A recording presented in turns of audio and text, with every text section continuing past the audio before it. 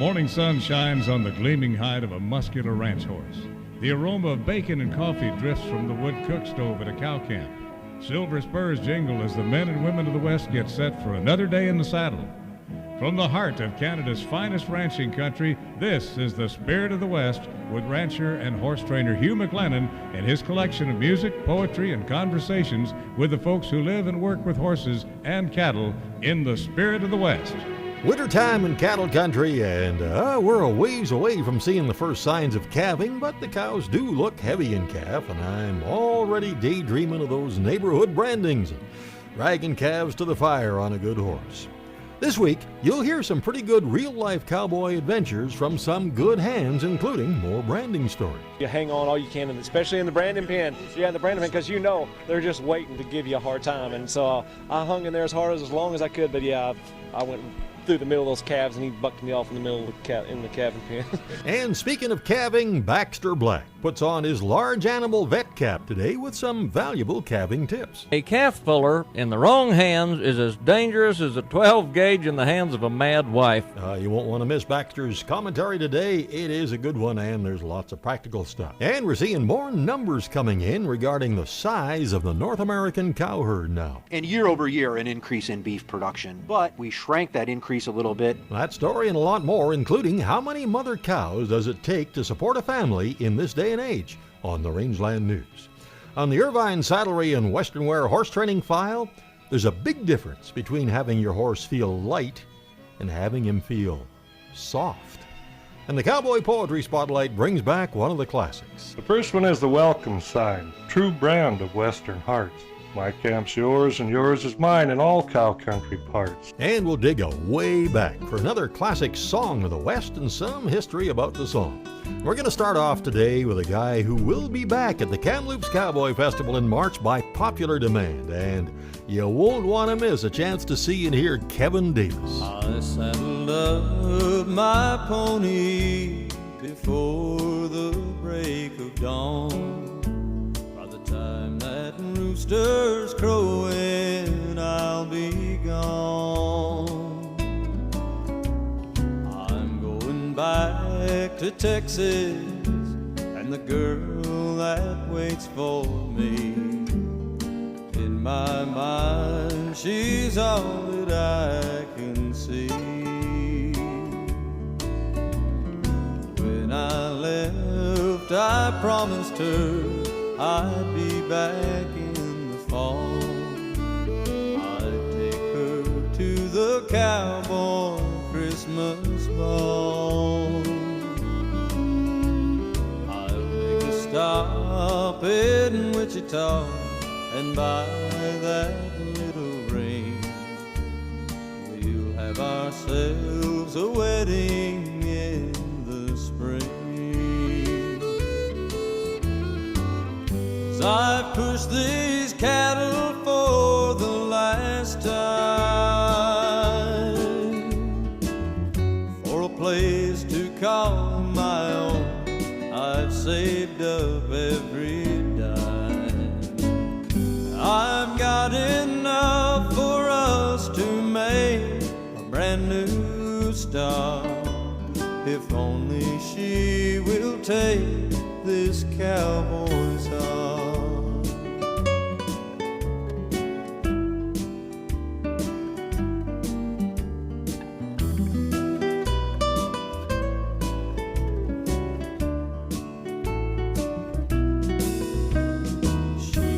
Like the sunrise, so beautiful to see, but there was some place that I had to be.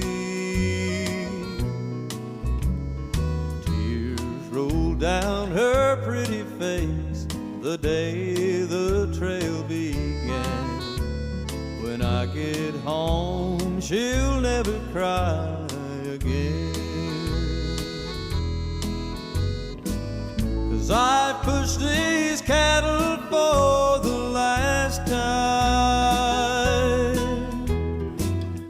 for a place to call my own. I've saved up every dime, and I've got enough for us town. If only she will take this cowboy's arm. I'm hoping that she'll take this cowboy's arm.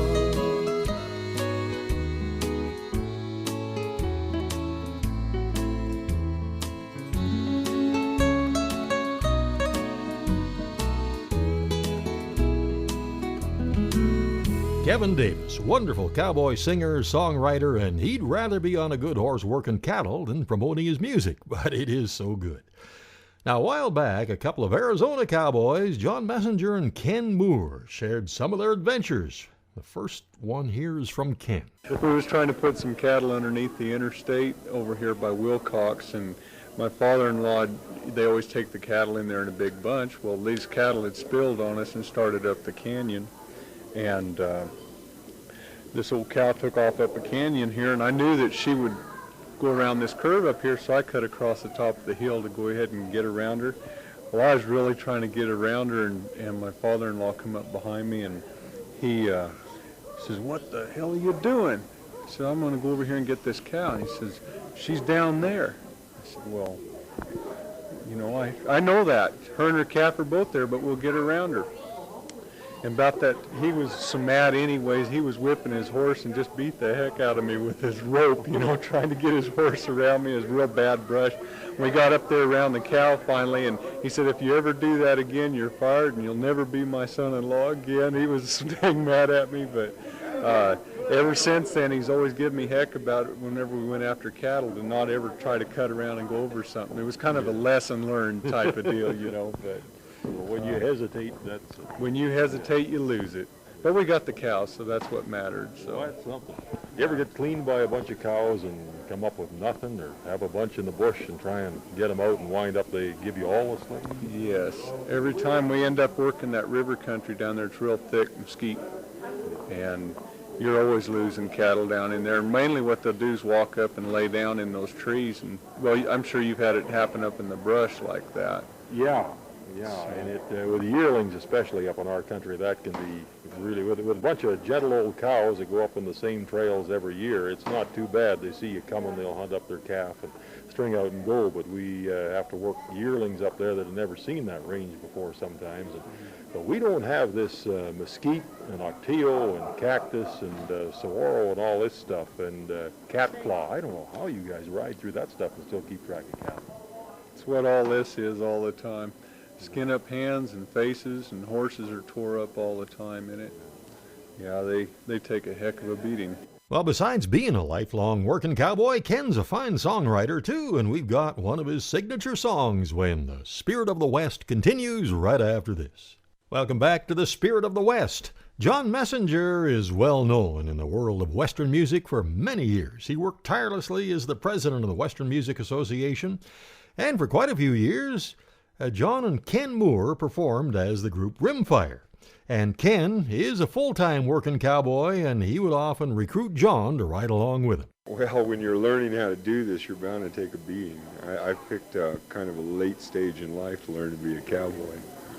I was old and arthritic already by the time I started. So I want to hear about your most memorable wreck, if you can think of one. Or maybe it hasn't happened yet. Maybe it's waiting for you. My most memorable wreck was Ahab the Arab.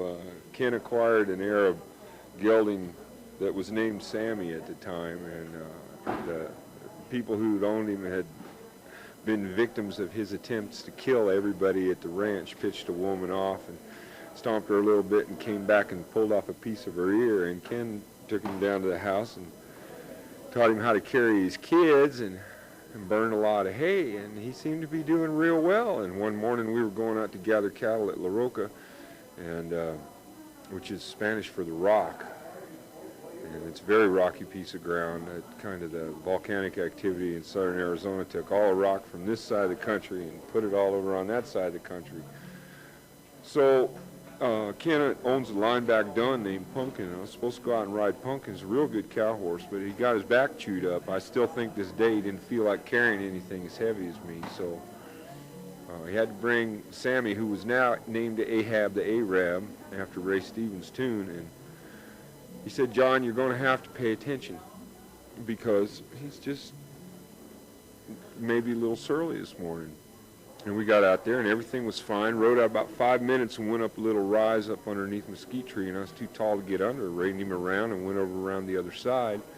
But I got a face full of mesquite and my hat twisted around halfway while I was going under the tree.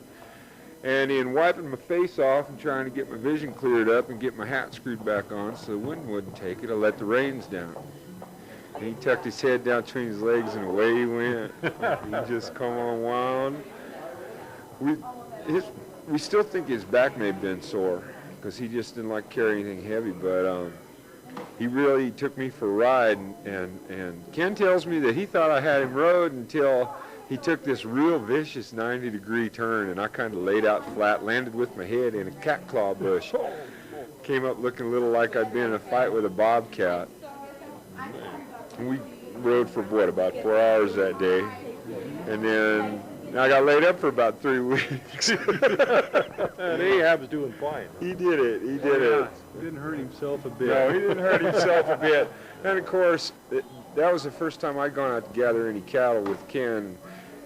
My first memory after pulling my head out of the cat claw bush was coming around off my back and on my knees down in the praying position and trying to get some air back. Yeah. And I see Ahab running off there and Ken on blue going after him. And when I got mounted back up, and Ken said, "Everything all right?" "Yeah, here we go." As we spurred the horses up there, Ken looked back over his shoulder and he said, "Welcome to the romance." And off we went through the cat claw and sage, and that's my most memorable wreck. Welcome to the romance. Well, Ken Moore's life as a cowboy has inspired some pretty good songs too, and the first time I heard Ken and John do this one was in a late night jam session in a hotel lobby in Tucson, Arizona.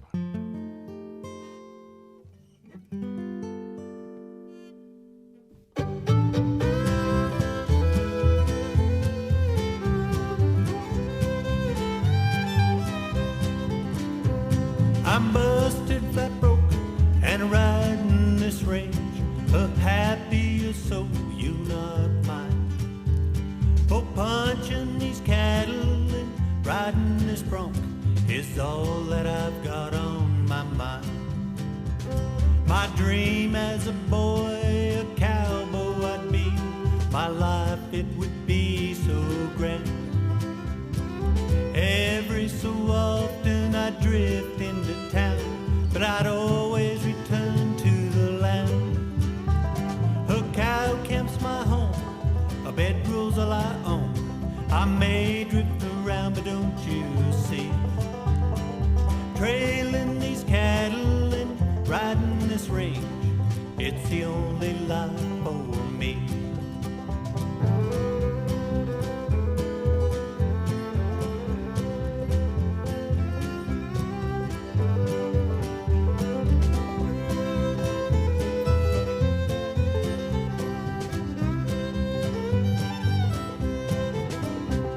They say that a puncher is always broke, the wages don't cut no slack.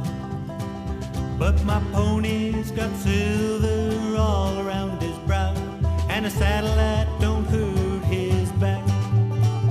Now my clothes may be ragged, that may be so, to tell you the truth I just don't care. So I'm riding along, singing this song, that's all that matters anyway.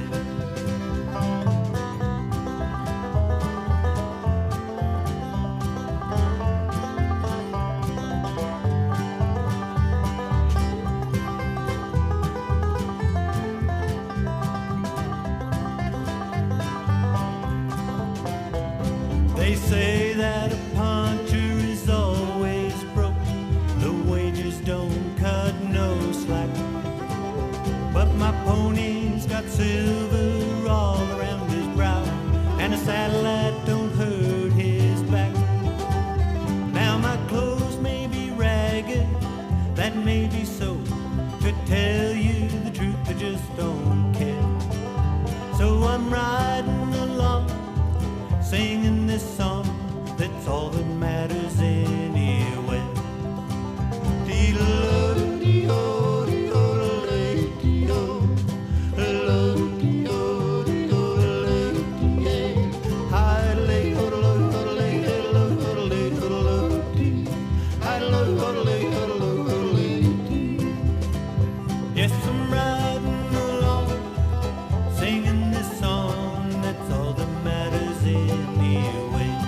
Well, that's Ken Moore, and just a few minutes ago, John described his most memorable wreck, and now here's Ken's. Yeah, I was riding a horse of my father-in-law's one morning, and he'd big black horse he had, and I got up on him, and I don't know what really happened. I think I was just sleepy and stuck him wrong or something. But anyways, he bucked out in there, and it was dark. And when I landed, I was on something. I didn't know what it was, but it hurt awful bad. And so we got the cattle gathered, and I got back in and looked where I'd hit that morning. It was real powdery dirt, so it wasn't too hard to see, and there was a big old salt block laying there.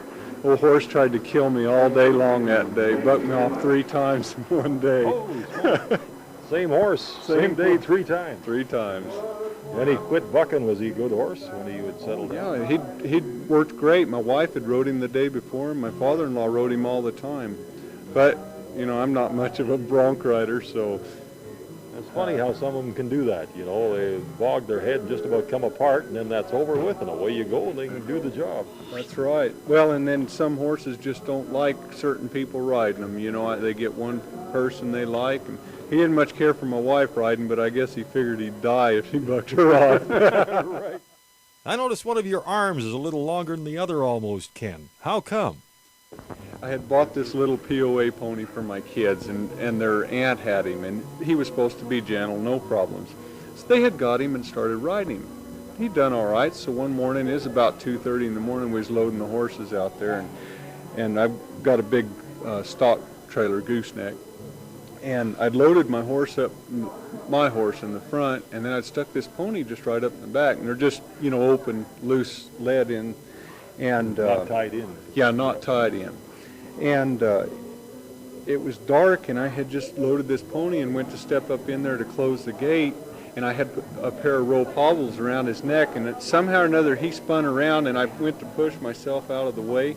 Well, my hand went along his neck, and the hobbles went up, and I fell underneath him, and he took off out of the trailer. Well, when he went out of the trailer, I was between his front legs, and it tripped him when he came out, and he just fell flat on top of me and then drug me plumb across where we have all our trailers parked out there, probably 100 yards or so, and just kicked the snot out of me. So I was about 1.5 years getting over that. Tell me how you finally got loose from him. Well, he stepped on the calf of my leg and split the muscle in it. So I got 2 muscles in the calf of my leg now, but it was a good thing he did, because he'd have probably drugged me to death. Well, that explains. I was kind of wondering why your left arm is about 6 inches longer than your right one. Both knuckles drag the ground anyways, it doesn't matter. Next, Baxter Black puts on his large animal vet cap and has some good practical advice for anyone during calving time. And the Rangeland News looks at realistically how many cows it takes to support an average ranching family, when the Spirit of the West continues right after this. Howdy, friends. This is Baxter Black on Spirit of the West with Hugh McLennan with a little peek at calvy heifers. When you go to B&W Hitch Factory for a visit, you won't need a passport or a Chinese translator. Why? Because their hitches are made right here in the heart of America. Sometimes that gets lost in the whir of our global economy, but lots of American businesses have survived the recession without cheapening their products or outsourcing jobs. Instead, they chose to stay at home, share the work, and spread the benefits. Learn more about what B&W stands for by going to AmericanMadeHitch.com. A calf puller in the wrong hands is as dangerous as a 12-gauge in the hands of a mad wife. Broken legs, dead calves, and paralyzed heifers are often the result of a mangled job of assisting a calving. Well, before any bovine midwife applies his technical skills, he should take a few seconds to contemplate what's going on. We have a heifer who, for some reason, can't carry on with the most important and awe-inspiring biological process in the universe, life being passed from one generation to the next. A sacred thing, and it occurs with no regard to your status in the animal kingdom, your intelligence, or your deservedness. You are about to take part in a miracle. Well, once you've suitably impressed upon yourself this is no small matter, allow yourself to consider the economic importance of the next few minutes to an hour. If you're a cowman, your purpose is to raise calves. Screw up the job, and a year's investment is down the drain. It is at this point some of y'all may choose to call the vet, and others y'all, for reasons of distance or experience, will examine the heifer to see what the problem is. You're going to stick your paws into a clean, warm birth canal. Try not to leave it in worse condition than you found it. Roll up the sleeve with the barbecue sauce on the cuff. Pare the Copenhagen crumbs out from under your fingernails and wash off the bits of straw and afterbirth still clinging to the hair on your arms from the last heifer. Plastic sleeves are nice. Well, the calf can only be pulled when it's presented in one of two ways. Front legs out and down, head resting on the knees, or hind legs first, right side up. Any other presentation requires a correction, and some of y'all may elect to call the vet when this happens. The most common reason for difficult birth is that the calf is too big for the heifer, and it's at this time we chain up and hook up the patented heifer paralyzing device. Skilled cowmen with good understanding of calving and a compassion for the heifer and calf will complete the delivery in a short time, and if they encounter sufficient difficulty, they will choose the alternative rather than piddle and pull until the calf dies or the heifer gives up. Success of a C-section depends a great deal on how much time and trauma the pair have been subjected to before the surgery.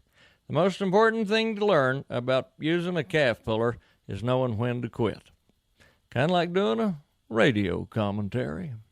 This is Baxter Black on Spirit of the West with Hugh McLennan, brought to you by B&W Turnover Bowl. How about a weekend pass to the 21st Annual Kamloops Cowboy Festival, March 16th to 19th, 2017. A terrific lineup of entertainers, including Kevin David. Early morning finds me out along the Great Divide. I stop and watch the prairie come alive. Jay Snyder. Imagine you're a cowboy, and breaking colts is what you do, and you've honed your skills for years and years, and other cowboys look up to you. The one and only Ben Crane. Dale and me was checking cows in Saskatchewan sandy hills. And so many more. There's the BC Cowboy Hall of Fame inductions, dinner shows, evening concerts, a wonderful art and gear show, the Art of the West show and sale, workshops, and everything from guitar playing to saddle making. The best place to get all the details is bcchs.com. And for tickets, call 1-888-763-2221. Back in August of 2016, I was in the saddle on a beautiful Palomino filly that you can see and read about in the December-January issue of Canadian Cowboy Country magazine. I was doing the commentary for the colt starting competition at the 40th Annual Ivan Danes Country Music Picnic, and the arena is right next to the main stage. And there I was, horseback, with these good hands starting these colts as the music of Fred Doberstein was floating through the air. And here's Fred with one that probably resonates with you folks who catch us on CFCW 910 from Drumheller, the Rumsey Hills. I'd like to saddle up a pony, and I'd ride the Rumsey Hills. North of the Badlands, where the Red Deer River flows, south beyond a marshy lake they call the Buffalo. There's a ranch land that hasn't changed, I hope it never will, where the grass waves on the prairie wind, in the rugged Rumsey Hills. I'd like to saddle up a pony, and I'd ride across the hills to be there for the roundup in the fall, or camp beneath a starlit sky on a warm summer night, and I'd listen to the night owl's lonely call, sound of the prairie, spring and fall. The Rumsey Hills lie still in the spring's early dawn. A cowboy's working hard when the calves are being born. It's springtime in the willows, and the grass is turning green. It's cowboy time and working days on the prairie once again. I'd like to saddle up a pony, and I'd ride across the hills to be there for the roundup in the fall. Or in the snows of winter, on a cold, starry night, I listen to the cattle as they bawl. The sound of the winter and the fall.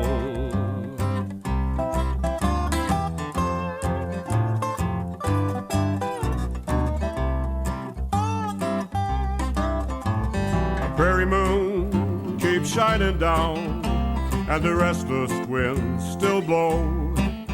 When the grass grows in the coulees on the graves of buffalo.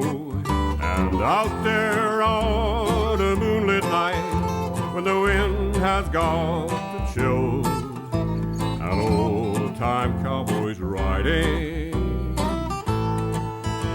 out in the Rumsey Hills,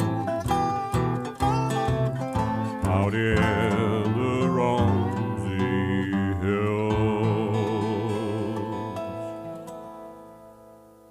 I'd like to saddle up a pony,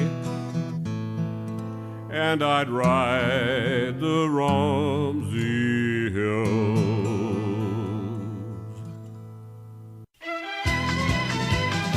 Now the news of the rangeland, a roundup of news and coming events from around the West. At the top of page 1, it says here, the outlook for livestock production and meat prices has some interesting numbers. Public input will be accepted until the 15th of February on the proposed new regulations for livestock transport in Canada. About 700 million animals are transported each year, a figure that includes mostly poultry, but also cattle, pigs, horses, sheep, and goats. And the Canadian Food Inspection Agency said in background information accompanying the proposed changes that about 2% of animal shipments don't comply with current regulations on transport time, loading, and unloading. The changes proposed would amend the Health of Animals Act. Transport regulations in that act date back to 1977. And Brady Stadnicki, policy analyst with the Canadian Cattlemen's Association, said the CCA provided input to the CFIA on cattle transportation issues, and it's reviewing the proposals with a view to providing content. Estimates indicate that the total incremental cost for compliance with the proposed new regulations would be $556,217 a year, or $444 per business expected to be affected. Well, we still have some family ranches around our part of the country where 150 to 200 cows, along with some saleable timber, have given them a decent lifestyle and a decent living. But I was just looking at some information in a recent issue of Alberta Beef Magazine, or is it? Yeah, Beef Illustrated. And it says the average long-term margins for a 200-cow herd provides an annual income of $17,559. That's all. And between 74 and 85% of cow-calf operations rely on an off-farm income. And here's an interesting item from the same issue. Dr. Edward Bork of the University of Alberta has done some research and released a report that says carbon stored in the Alberta rangelands provide compelling evidence that grazing maintains and in some cases actually increases carbon storage. And that story's from Sherry Monk, who of course was my guest here last week. There's a big sale at the Kamloops yards of the BC Livestock Co-op on January 31st along with the regular sale, and I was looking at the list, and boy, there are some high-quality heifers and young cows already listed, most of them for March calving. Meanwhile, across the rocks at the Innisfail Auction Market, Saturday, February the 17th, it's the P&H Ranch Charlet Bull Sale and Ranch Gelding Sale, and of course they have regular sales every Wednesday and 2 horse sales a month at the Innisfail Auction Market.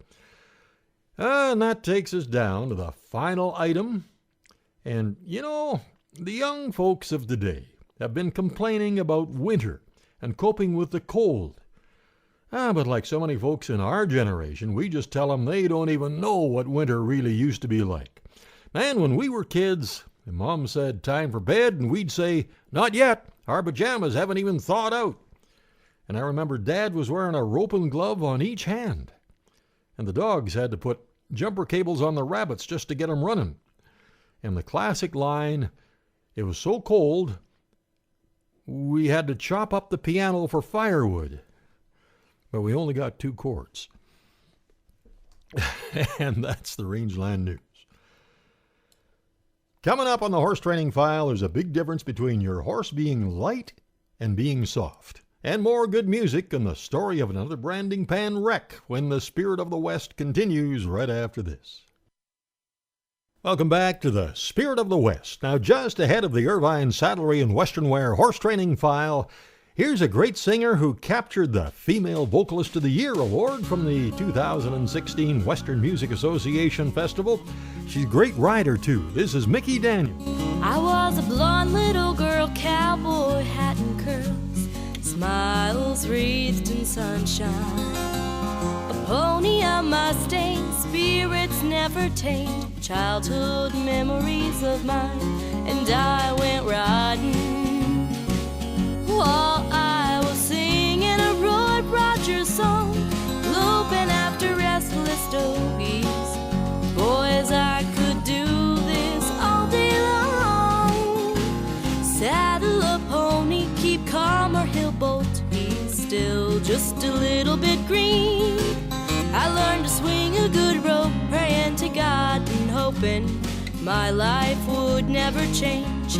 And I went riding while I was singing a Roy Rogers song, loping after restless dogies.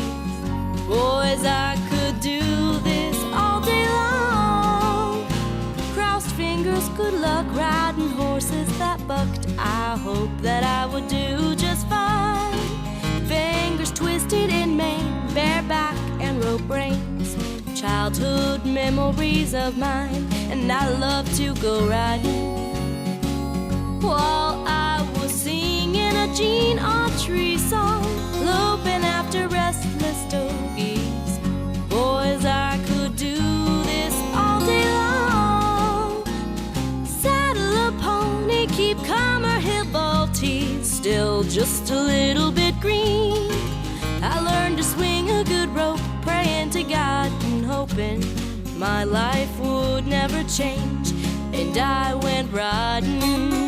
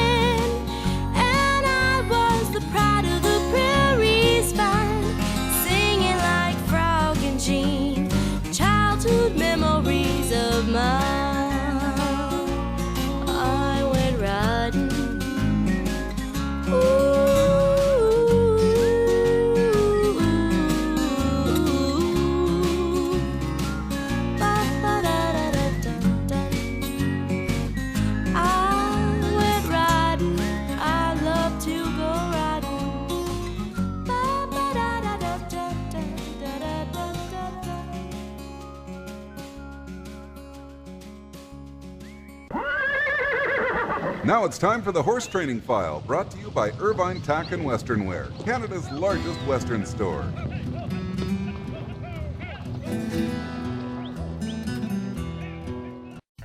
Experience the true Spirit of the West at Canada's largest Western store, Irvine Tack and Western Wear. If you need a curb strap or a 4-star gooseneck trailer, you'll find it here. A saddle for every rider. Cutters, reiners, penners, trainers, working ranch cowboys, ropers. They have over 1,200 in stock. And they have Western wear for the entire family. And how about a gift card? Shop online at irvinesaddles.ca. Free shipping on orders of over $100. irvinesaddle.ca, 1-877-946-9494. There's an R.W. Hampton song that the Western Spirit Band, that's my brother Jim and Mike Daggert and me, just love doing on stage. The song is called Travelin' Light. And I sang that song at a Jonathan Field ranch camp, and Jonathan opened up a whole discussion then about the difference between a horse being light and being soft. And by the time he explained it, I changed the words to the song to Travelin' Soft. And many folks have asked, what do you mean by a soft feel when you're riding your horse? Well, with a lot of riders, when the slack is taken out of the reins, the horse gives at the pole and the nose comes back vertically. And most horses that are in the category of well broke but not really advanced will have vertical flexion when their feet are stopped.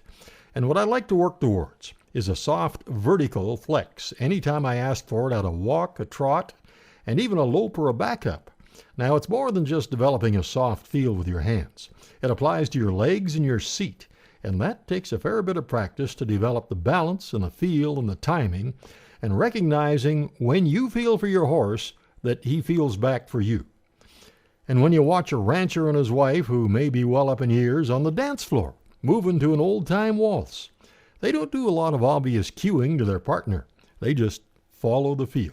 They've developed a feel or a rhythm to stay together, one leading and one following. And that's kind of the way it is with a rider and a horse. And here's a great quote from Martin Black that really expresses what I'm trying to explain here. Most horses are going to start out being uncomfortable with a rider on their back that is not in rhythm with the horse's movements. If the rider's tight or not in sync with the horse will not be as content as if the rider's movement offer no resistance to the horse. The more sensitive we are, every time we touch the horse, the more the horse can be sensitive to us in a positive way. And this is when we can develop that soft feel.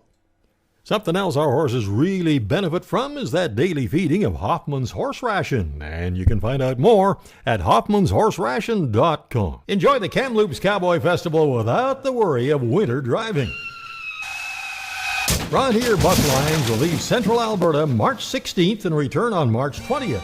There'll be great entertainment on board, and the package includes luxury motor coach transportation, 4 nights accommodation at the Coast Hotel and Conference Center in Kamloops, $15 daily meal coupon, 1 transfer to the Horse Barn, a weekend pass to the Cowboy Festival, and Friday, Saturday, and Sunday dinner and entertainment at the Convention Center.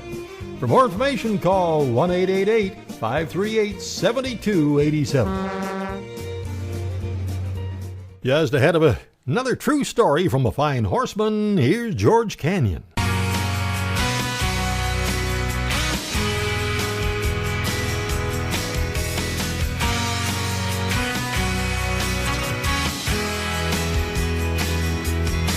Every morning when I wake up, I pour coffee in my cup, and I look out on the fields and land that I call home. And if there's no chance of rain and I need to get away, I'll grab a saddle and be long, long gone. Looks like a good day to ride underneath this big warm sun. Looks like a good day to let this old boy fly. Loose on the range and on the run to a blue and endless sky. Looks like a good day to ride. There's a world that's in a race for some money and some fame. Well, out here there's nothing. All I need is what I have. So when I want to free my mind from the concrete and the signs, I head for the mountains, back to who I am. Looks like a good day to ride underneath this big warm sun. Looks like a good day to let this old boy fly. Loose on the range and on the run to a blue and endless sky. Looks like a good day to ride.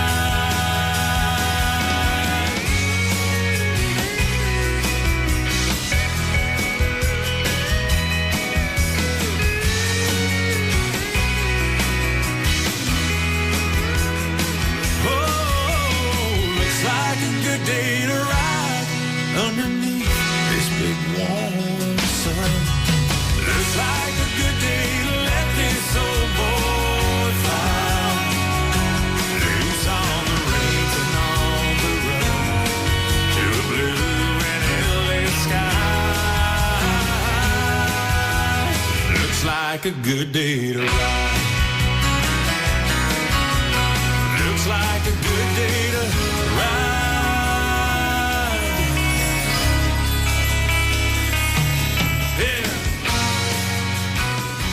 I referred a while ago to that beautiful Palomino filly, Noelle, and she was one of the rescue horses that were started at the big event Jonathan Field and Friends a while back. The guy that started her was Bruce Logan, and he's an outstanding horseman, darn good cowboy, but one day at a big spring branding, things kind of went sideways for Bruce. That, I've never been to a branding yet that somebody didn't get bucked off, or some kind of little wreck happened, and I'll tell you, I had a little 3-year-old colt, and I'd sort of prepared him, and I wanted to go give him an opportunity to brand a couple calves. And I'll tell you what, he went up there and, first calf went out there and got him. I found me a little small one, wanted to go out there, and he just marched right up to the fire, turned and faced, perfect. And I'm just going, all right, this is a good deal here, this colt, because he is a good colt. But what happens, the way we had the fire, there's two, we had, you go on each side of the fire. And the guy there, that cowboy that he took, he finished before I did, and he took off, and my little colt just lickety-split took off with him. I mean, it's just that fast, and I didn't catch him. And when he did, it pulled my saddle. I didn't even have time to let my dallies, to loosen my dallies, and my saddle just went straight this side, and he just bogged. And we bucked around all over there, and I'm all hanging on the side, and I fall off. It's always, you hang on all you can, and especially in the branding pen. Yeah, in the branding pen, because they're just waiting to give you a hard time. And so I hung in there as hard as long as I could. But yeah, I went through the middle of those calves, and he bucked me off in the middle of the calving pen.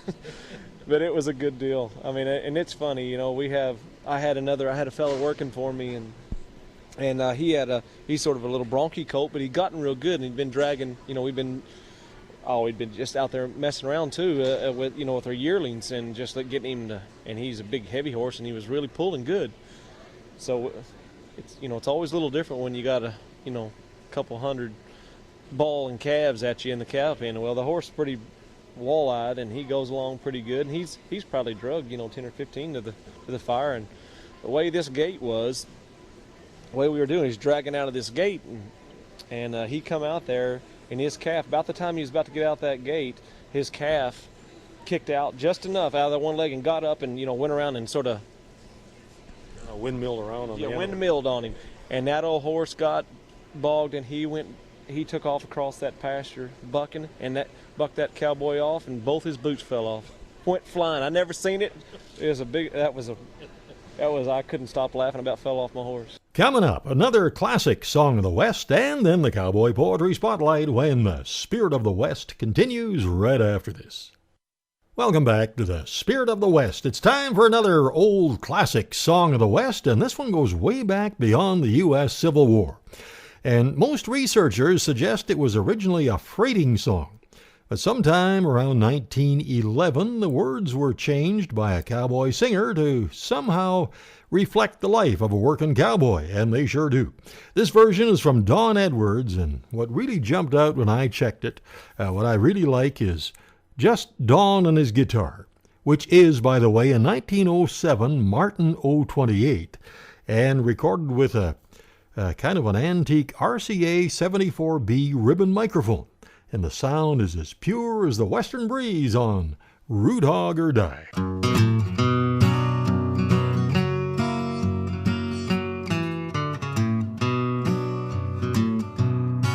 On the double circle range where the grass grows green, the cattle get wild and the broncos get mean. The calves get bigger as the day goes by. You gotta keep rimming, boys, or Root Hog will die. If you ride 'em out of horses, you gotta keep 'em shod. You can't shoe 'em standing, then you lay 'em on the sod. Now you tack the iron on 'em when you've got a mind to try. You better take to it, boys, or Root Hog will die. Now in the morning after breakfast, just about daylight, you throw your saddle on your horse and pull your cinch tight. Now your bronco may jump crooked, or he may jump high. We've all got to ride 'em, boys, root hog or die. Oh, the trail's rough and rocky, you gotta make the drive. You start a bunch of cattle, boys, you'd better come alive. If you ever get a maverick, better get him on the fly. You better take to him, boys, or root hog or die. When the long day is over, you'll be glad to see the chief. A pot of black coffee, got another full of beef. Some sourdough biscuits to take the place of pie. When he hollers, come and get it, boys, it's root hog or die. Now in the middle of the night, sometimes awful hard to leave your warm blankets when you're called on guard. And you pass the weary moments while the stars are in the sky, humming to the cattle, boys, a root hog or die. Now sometimes dreadful stormy, sometimes pretty clear. You might work a month, you might work a year,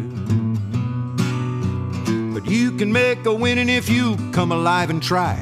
For the whole world over, boys, it's root hog or die.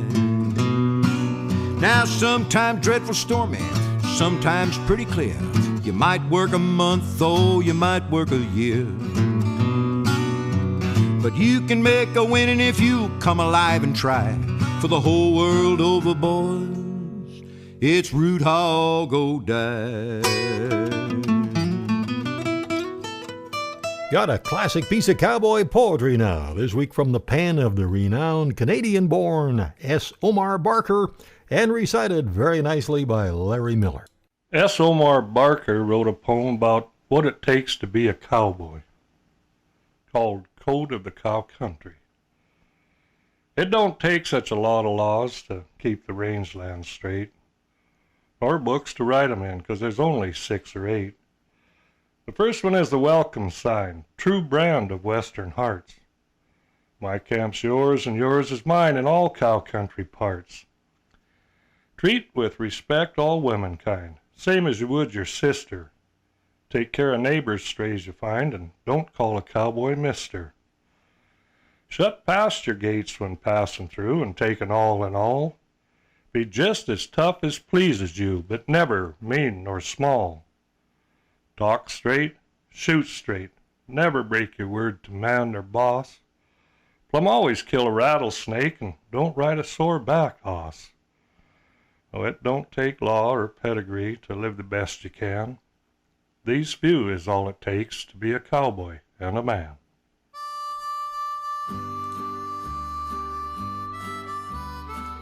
Thank you so much for making the ride this week, and I sure hope you can join us right here next week at the same time. And now, if you're looking for tractor parts of any kind, our guy Mark McMillan can sure help. You can see what he has at bctractorparts.com.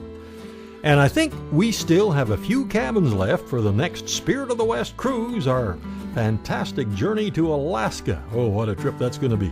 You can get all the details on our cruise page at hugh-mclennan.com, or just give Jim and Karen a call at 1-800-530-0131. Till next week, I'm Hugh McLennan. Hope to see you down the trail somewhere real soon.